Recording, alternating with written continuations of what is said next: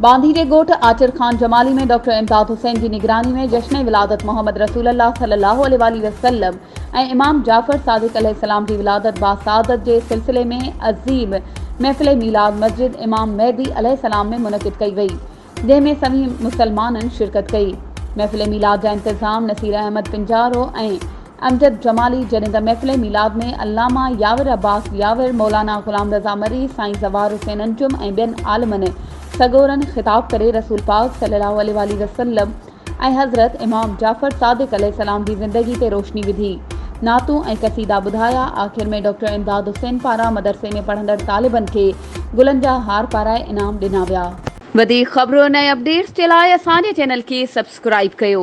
ऐं हा, बेल आइकन खे प्रेस करणु न विसारिजो त जीअं असांजी हर नई अचण वारी वीडियो तव्हां ताईं पहुची सघे।